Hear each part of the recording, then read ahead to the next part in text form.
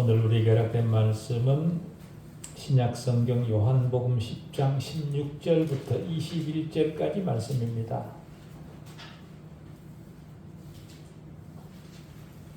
요한복음 10장 16절부터 21절까지 말씀 봉독해 드리겠습니다. 또 이 우리에 들지 아니한 다른 양들이 내게 있어 내가 인도하여야 할 터이니 그들도 내 음성을 듣고 한 무리가 되어 한 목자에게 있으리라. 내가 내 목숨을 버리는 것은 그것을 내가 다시 얻기 위함이니 이로 말미암아 아버지께서 나를 사랑하시느니라. 이를 내게서 빼앗는 자가 있는 것이 아니라 내가 스스로 버리노라. 나는 버릴 권세도 있고 다시 얻을 권세도 있으니 이 계명은 내 아버지에게서 받았노라 하시니라. 이 말씀으로 말미암아 유대인 중에 다시 분쟁이 일어나니 그 중에 많은 사람이 말하되 그가 귀신 들려 미쳤거늘 어찌하여 그 말을 듣느냐 하며 어떤 사람은 말하되 이 말은 귀신 들린 자의 말이 아니라 귀신이 맹인의 눈을 뜨게 할 수 있느냐 하더라. 아멘. 인간이 근거 없이 가진 환상을 일깨우도록 다시 말씀 앞에 부르신 하나님 아버지 은혜를 감사합니다. 인간의 숨겨진 비참함을 다시 보게 해 주십시오. 우리가 추구하던 놀이가 얼마나 허망한 것인가를 말씀해 주십시오. 우리가 스스로 구축한 인문학적 개념이 아니라 우리 외부로부터 우리에게 전해진 하나님의 진리를 인식하고 파악하는 시간 되게 해 주십시오. 우리 안에 굳건하게 자리하고 있는 완고한 신념을 내려놓고 하나님의 계시에 우리 마음을 열게 해 주십시오. 우리로부터 비롯된 견해는 언제나 오해와 왜곡임을 알게 해 주십시오. 하나님에 대한 참된 지식은 우리 자신의 내부로부터 비롯될 수 없음을 거듭 확인하는 시간 되게 해 주십시오. 우상이 되어 우리를 지배하는 우리 신념이 완전히 무너지는 말씀 되게 해 주시옵기를 우리 주 예수 그리스도 이름으로 기도하옵나이다. 아멘. 요한복음에서 처음으로 교회를 다루는 구절을 만났습니다. 바로 16절인데요. 이 말씀은 교회의 지체들과 지체가 되는 방식, 교회의 연합, 그리고 교회의 유일한 머리 대신 목자에 대해 가르쳐주는 그런 말씀입니다. 양과 무리 그리고 목자에 관한 교훈을 우리에게 줍니다.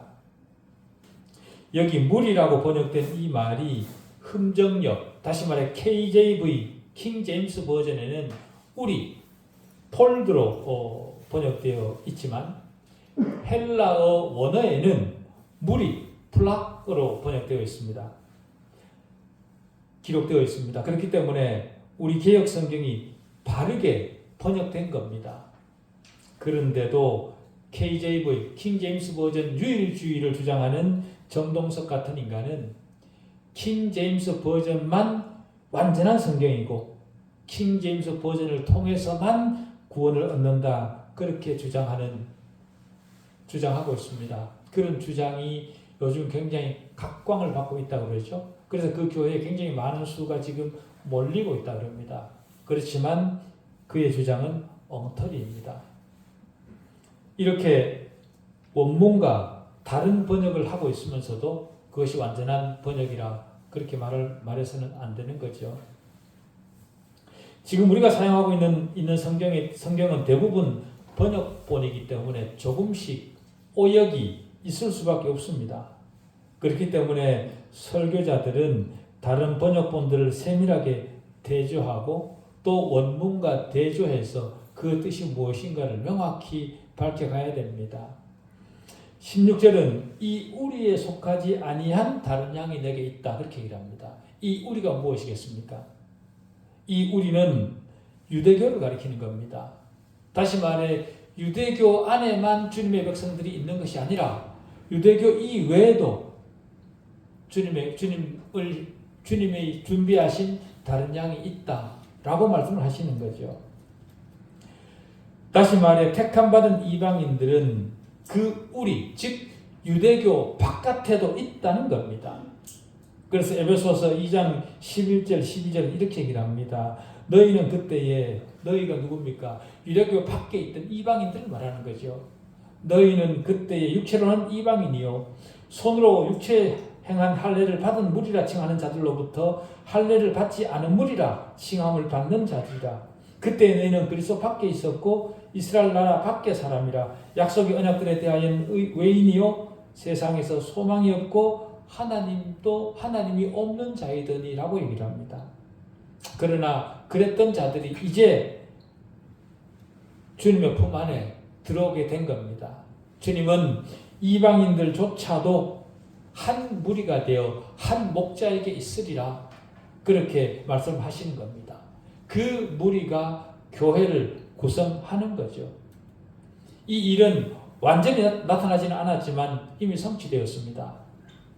에베소서 2장 14절은 이렇게 얘기를 하죠. 그는 우리의 화평이신지라 둘로 하나를 만드사 원수된 것 곧 중간에 막힌 담을 자기 육체로 허시니 그렇게 얘기를 합니다. 유대인들과 이방인들 사이에 있던 막힌 담을 주님께서 십자가에서 죽으심으로 허무셨습니다. 그래서 믿는 유대인들과 택함받은 이방인들 그리고 구원받게 될 모든 백성들이 한 무리를 이루어 하나님의 집, 다시 말해 교회를 이룬 겁니다. 한 무리는 여러 우리로부터 모아진 큰 무리입니다.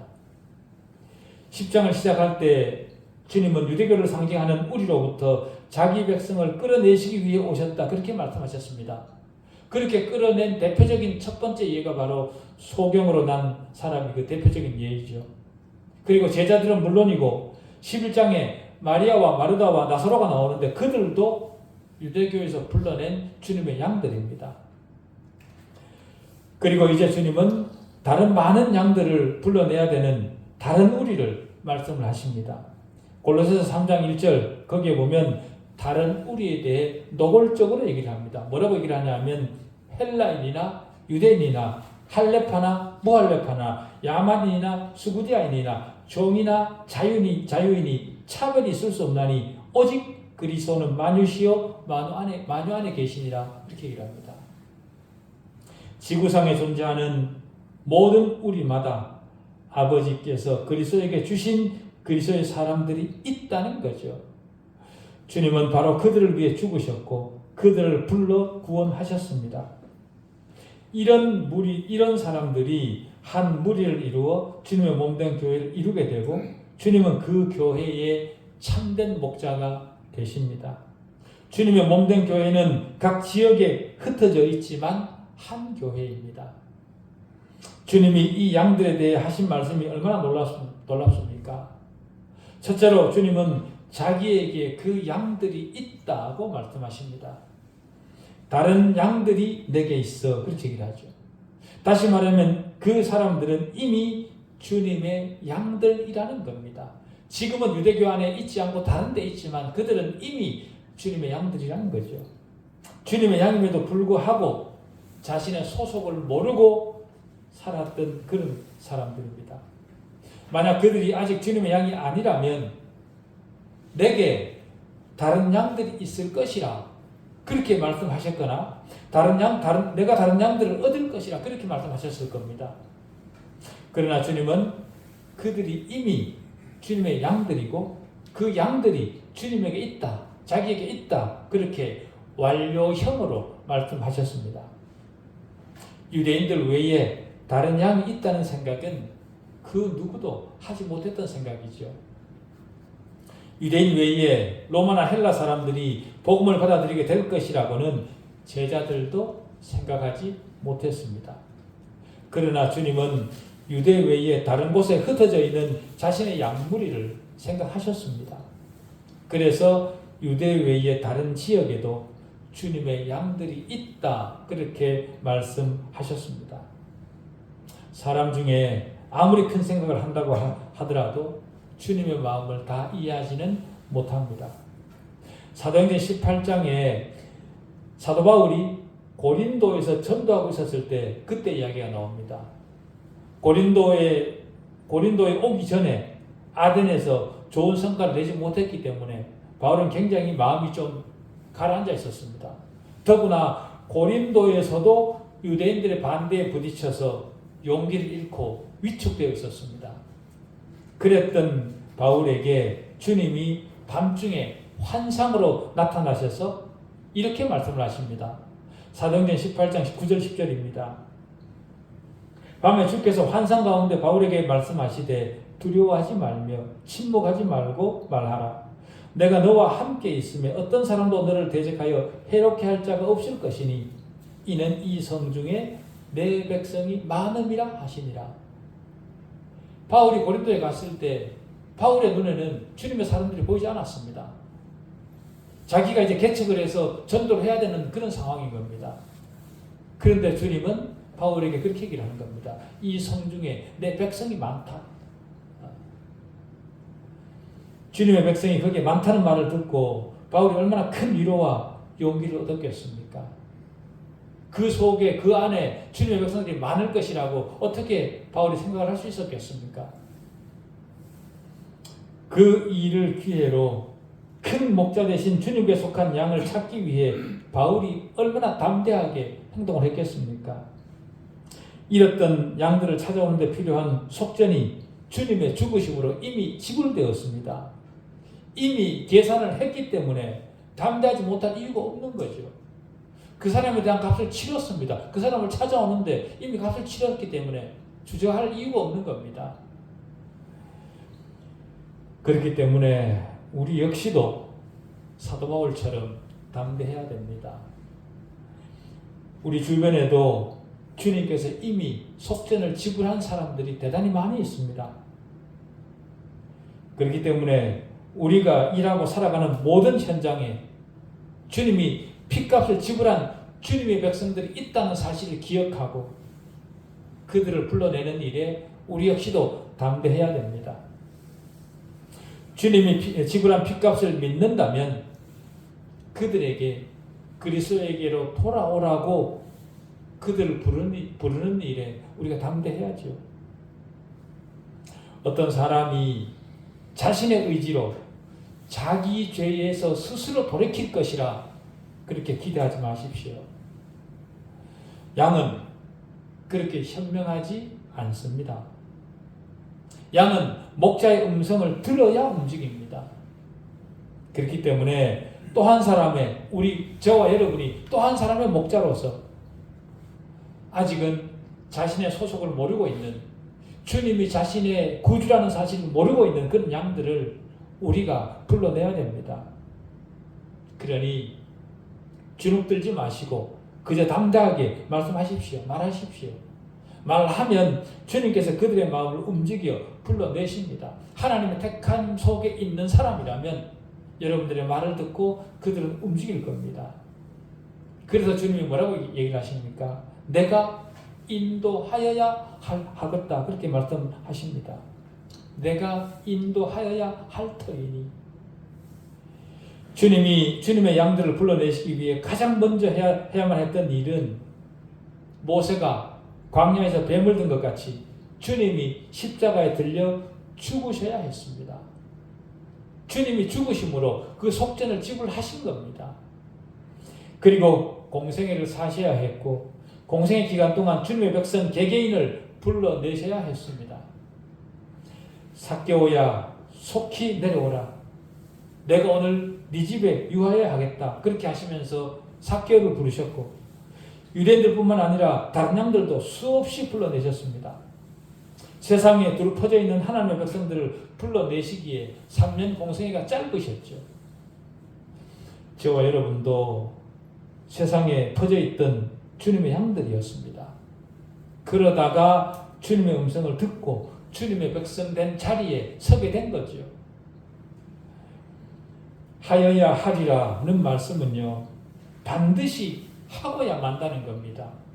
만약에 내가 해야겠다 그렇게 하셨다면 그 일은 일어날 수도 있었고 일어나지 않을 수도 있었습니다. 그러나 하여야 하리라 그렇게 하시는 것은요, 하나님의 전능성을 반드시 드러내 보이시겠다는 겁니다.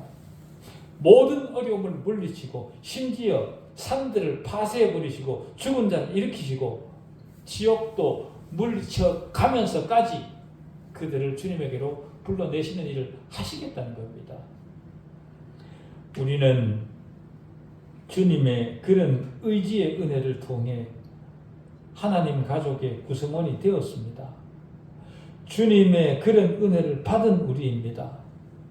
그렇다면 어디서든 하나님의 백성들을 불러내는 일에 내가 그런 은혜를 받았으니 저 사람에게도 내가 받은 은혜를 같이 나눠줘야 되겠다. 나도 그들을 불러내는 일에 함께 동참해야 되겠다라는 강한 생각이 들어야 되지 않겠습니까? 내가 주님의 부름을 받아 구원의 은혜 앞에 있다는 이 사실이 우리로 하여금 자부심을 갖게 하고 용기가 되어야 됩니다. 주님은 믿을 자들이 어떻게 주님에게 온다고 그럽니까? 믿을 자들이, 주님의 백성들이 어떻게 주님에게 온다고 그럽니까? 듣고 온다고 그럽니다. 주님의 음성을 듣고 복음을 들음으로써 온다고 그럽니다. 사람이 주님에게 인도되는 다른 방법은 없습니다. 복음을 듣고 오는 방법 이외에 다른 방법은 없습니다. 복음을 전하는 방법은 시대에 따라 조금씩 다를 수 있지만 복음 자체에는 시대를 막론하고 동일합니다. 변개될 수 없습니다. 전도하는 방식과 복음을 혼돈하지 말아야 됩니다. 사람을 구원하는 것은 전 복음이라기보다가 방식이라 그렇게 생각하는 일을 삼가해야 됩니다. 십자가를 선포해야만 하나님의 사람을 얻습니다. 고린도전서 2장 4절 5절은 이렇게 얘기를 합니다. 내 말과 내 전도함이 설득력 있는 지혜의 말로 하지 아니하고 다만 성령의 나타나심과 능력으로 하여 너희 믿음이 사람의 지혜에 있지 아니하고 다만 하나님의 능력에 있게 하려 하였노라 그렇게 말합니다. 복음을 전할 때 용기 있게 담대하게 십자가를 직접 말하십시오. 그러면 어떤 사람들은 믿고 반응할 겁니다. 그 사람이 누구겠습니까? 태초 이전에 하나님의 택하심을 받은 사람들이죠. 주님의 말씀이 그 사실을 보증합니다. 복음은 주님의 백성들을 움직이는 능력이 있습니다. 그래서 고린도 1장 21절 이렇게 얘기를 합니다. 하나님의 지혜에 있어서는 이 세상이 자기 지혜로 하나님을 알지 못하므로 하나님께서 전도에 미련한 것으로 믿는 자들을 구원하시기로 기뻐하셨도다. 우리가 전도하는 방식이 굉장히 미련하다는 것을 주님은 아신다는 거죠. 알지만 그 미련한 방법을 통해서 주님은 주님의 백성들을 불러내시겠다는 겁니다. 그러니까 주님의 백성으로서 아직 나오지 않고 있는 그들에게 말하라는 겁니다. 그러면 주님이 하시겠다는 거죠. 오늘 본문에서 두 번째로 중요한 주제는요, 양무리입니다. 주님의 부르심에 답하는 사람은 한 무리를 이룰 것이라 그렇게 말씀하십니다. 그런데 한 무리를 잘못 번역해서 한 우리로 번역한 번역본도 있습니다. 4세기 제롬이 번역한 불가타 역본이 바로 그 대표적인 예입니다. 한 우리로 번역하게 되면 한 조직체만 있는 것으로 그렇게 오해하게 됩니다. 한 조직체는 우리가 잘 아는 로마 교회, 그것을 얘기를 하죠. 그들은 주장하기를 로마 교회라는 형식적 조직체를 벗어나서는 아무도 구원받을 수 없다, 그렇게 얘기를 합니다. 자기들 교회 안에만 구원이 있다는 거죠. 그런 주장이 그들 내부에서 공식화되었고, 그래서 지금도 로마 가톨릭 교회를 떠나서는 구원이 없다, 그들은 그렇게 가르칩니다. 그런 터무니없는 주장은 성경이 오역되면서 일어난 일입니다. 교회는 한 조직체가 아니라 예수 그리스도를 목자로 삼는 사람들의 전체 무리입니다. 그래서 그 연합은 양들이 모두 한 조직체에 들어온다는 그런 개념이 아니라 복음을 듣고 예수 그리스도 안에서 하나가 된다, 그런 말이죠. 하나가 되는 연합은 눈에 보이는 개교회를 이루고 개교회의 구성원을 이루고 그 개교회는 그리스도 안에서 하나가 된다, 그 말을 하는 겁니다. 주님은 그런데도 한 조직체 로마 가톨릭 교회에 들어오지 않으면 너희들은 구원이 없다. 그렇게 말하는 것은 성경을, 주님의 뜻을 완전히 왜곡하는 겁니다. 그럼에도 현대는 그런 연합, 그런 하나를 인정하지 않는 것이 문제입니다. 예배 때마다 입으로는 거룩한 공교회라 그렇게 소리는 내지만 예수 그리스도를 머리로 하는 한 지체라는 사실에 대한 인식은 거의 없는 시대입니다. 네 교회, 내 교회 따로따로입니다. 로마 가톨릭 교회의 가장 큰 오류 중에 하나는요, 성령이 자신들이 정한 노선을 따라서만 일하셔야 된다라고 생각을 한 겁니다. 지금 현대 교회 안에서도 그런 기류가 팽배합니다. 로마 가톨릭 교회 그들은 실제로 자신들의 노선을 따라서만 성령이 일하실 것이라 그렇게 생각을 했죠. 그런데도 그런 오류가 자칭 개혁주의 교회라고 하는 그런 안에도 있다는 사실이 너무도 안타깝습니다. 성령은 주님의 몸을 이루는 참된 교회를 통해 일하십니다. 한 조직체를 통해 일하는 것이 아니라 주님께서 불러내신 그래서 하나가 된 그 공동체 안에서 주님은 일을 하십니다. 주님을 자신의 주와 구주로 고백하는 참된 성도를 통해 주님은 일을 하시는 거죠. 그렇기 때문에 주님을 자신의 구주로 고백하는 모든 사람은 참된 교회에 속한 사람이고, 참된 교회에 속한 사람은 모든 참 그리스도인들과 하나입니다. 주님을 자신의 구주로 고백하는 사람들 간에도 교리적으로 작은 부분은 서로 조금씩 다를 수 있습니다. 그렇다고 교리적 작은 차이를 이유로 나와 조금 다른 저 사람은 그리스도에 속하지 않았다, 그렇게 비난해서는 안 되는 거죠. 그리스도의 몸된 교회를 구성하는 사람들의 기질과 특성은 다양할 수 있습니다. 다양한 기질을 가지고 성경이 허용하는 틀 안에서 주님의 영광을 위한 다양한 봉사를 할 수 있습니다. 어떤 성도가 자기와 다른 곳에서 주님을 섬기고 있다고 해서 그 사람이 하나님의 뜻을 어기고 있다, 그렇게 말해서는 안 됩니다. 우리 각자는 교회 문제나 교리에 있어서 자기만 옳다고 주장하거나 특정 교파만 완전히 옳다, 그렇게 주장해서도 안 됩니다. 우리는 우리 자신도 완전히 옳다, 그렇게 감히 말할 수 없습니다. 부분적으로 수용할 수 있는 것들은 수용할 수 있어야 됩니다. 그렇다고요, 다른 교파를 무분별하게 수용해도 된다, 제가 그렇게 말씀드리는 것은 아닙니다. 지상에 있는 교회가 정치적으로 어떤 입장을 취하든 완벽한 교파는 있을 수 없습니다. 그렇지만 가급적 가장 선명하게 하나님을 인식할 수 있는 그런 교리적 입장을 가지고 있는 그런 곳에서 신앙을 이어가는 것이 바람직하지 않겠습니까? 교회가 사랑을 이유로 무분별한 연합을 추구하기도 합니다. 그렇지만 연합보다 더 중요한 것은 주님의 몸된 교회의 정체성을 지키는 일, 그것이 더 중요합니다. 교회가 무엇이냐는 거죠. 사랑은 사랑할 대상이 명백합니다. 이것도 좋다, 저것도 좋다, 그렇게 얘기를 할 수 없습니다. 참된 사랑은 언제나 희생이 따르고요, 참된 목자의 그 지도가 그 안에 있습니다. 그래서 주님은 양들을 지키기 위해 바른 가르침과 희생을 감당하셨지요. 주님은 자신의 양을 사랑하셨지 도적과 강도까지 사랑하신 것은 아닙니다. 17절에서 주님은 내가 내 목숨을 버리는 것은 그것을 내가 다시 얻기 위함이니 이로 말미암아 아버지께서 나를 사랑하시느니라. 희생을 통해 지켜야 될 것을 지켰기 때문에 하나님께서도 주님을 사랑하신 겁니다. 이것도 좋다, 저것도 좋다, 그렇게 얘기를 하는 것은 사랑이 많은 것처럼 그렇게 착각할 수도 있지만 그것은 사랑이 많은 것이 아니고요, 음탕한 겁니다. 주님의 희생은 자신의 양들을 향한 최고의 사랑이자 하나님을 향한 최고의 헌신이고 순종입니다. 그래서 18절은 이를 내게서 빼앗는 자가 있는 것이 아니라 내가 스스로 버리노라. 스스로 하나님에게 헌신을 하는 거죠.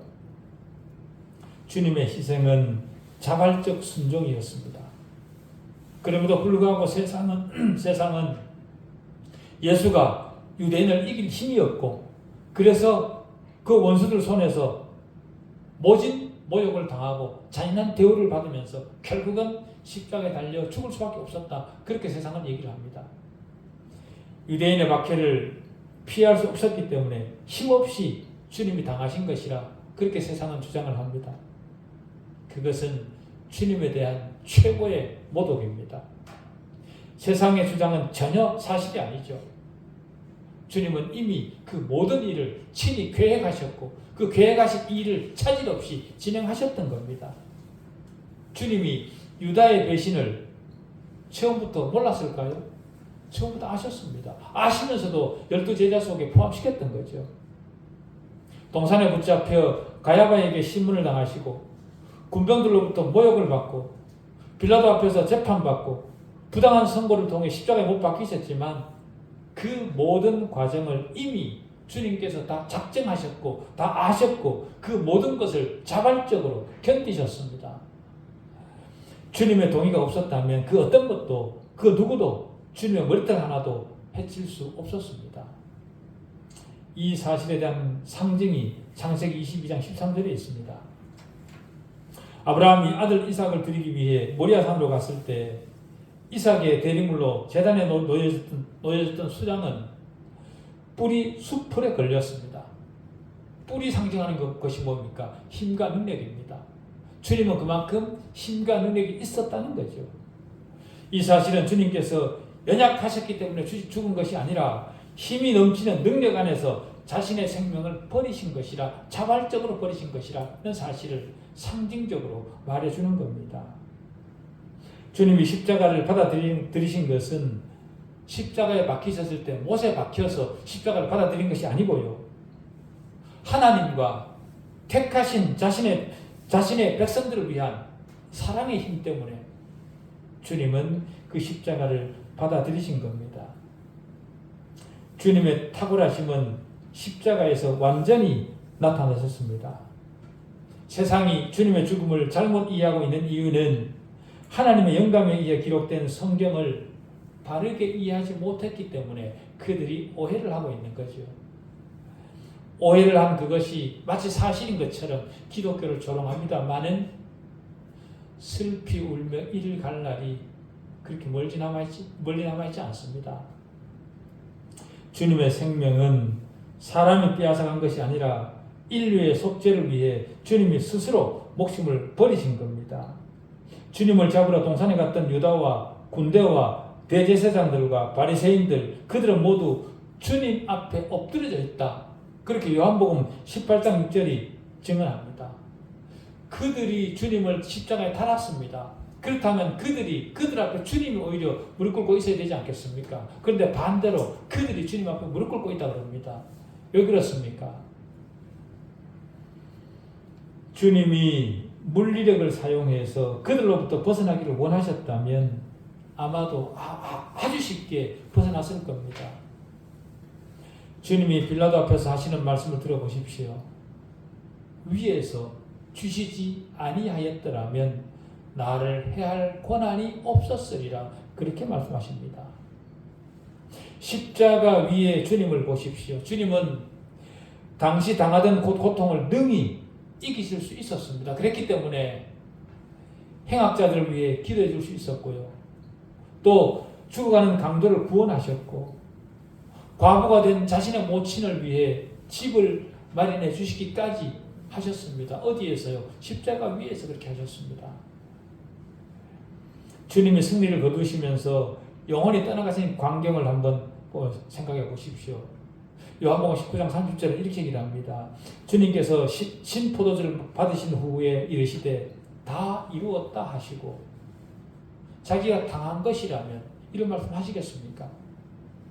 자신이 계획하셨기 때문에 계획하신 그 일이 다 이루었다고 그렇게 말씀하시는 겁니다. 다 이루었다 말씀하시고 머리를 숙이니 영원히 떠나가시니라. 오죽했으면, 그런 장면을 보고 오죽했으면 로마 군인이 이는 진실로 하나님의 아들이다 그렇게 고백을 했겠습니까? 오죽했으면. 그런 주님은 나는 버릴 권세도 있고 다시 얻을 권세도 있다 그렇게 말씀을 하십니다. 그러면서 자신의 권세로 부활을 말씀하고 계시죠. 로마서 6장 4절은 이렇게 얘기를 합니다. 아버지의 영광으로 말미암아 그리스도를 죽은 자 가운데서 살리셨도다 그렇게 기록을 하고 있습니다. 주님의 육체 부활은 곧 우리 육체의 부활을 보증합니다. 로마서 8장 11절은 이렇게 얘기를 합니다. 예수를 죽은 자 가운데서 살리신 의 영이 너희 안에 거하시면 그리스도 예수를 죽은 자 가운데서 살리신 이가 너희 안에 거하시는 그의 영으로 말미암아 너희 죽을 몸도 살리시리라. 우리 안에 있는 예수 그리스도의 영 때문에 하나님이 우리 죽을 몸을 살리신다는 겁니다. 우리는 그 다시 살 그 날을 바라보고 오늘 우리가 하나님을 믿는 것이고 우리가 예배를 드리는 것이죠. 이 모든 약속은 주님께서 일방적으로 하신 것이 아니고요. 삼위 하나님 간에, 삼위 하나님 사이에 약속을 하셔서 정하신 겁니다. 그렇기 때문에 절대로 변할 수 없는 그런 약속이죠. 우리는 죽어서 우리 영혼은 이미 부활했지 않습니까? 그렇지만 우리 몸은 죽습니다. 죽은 우리 몸은 죽어서 다시 주님에 의해 다시 살아납니다. 부활합니다. 그 약속을 우리는 믿는 자들이죠. 그리고 주님이 마지막으로 얘기를 하십니다. 이 계명은 내 아버지께서 받았노라. 주님의 말씀을 들은 유대인들 사이에 분쟁이 일어납니다. 지금까지 주님이 하시는 그 모든 말씀이 주님이 정신이 나가서 한 얘기가 아니고 하나님으로부터 받았다 그렇게 얘기를 하니까 그들 사이에 분쟁이 일어나는 겁니다.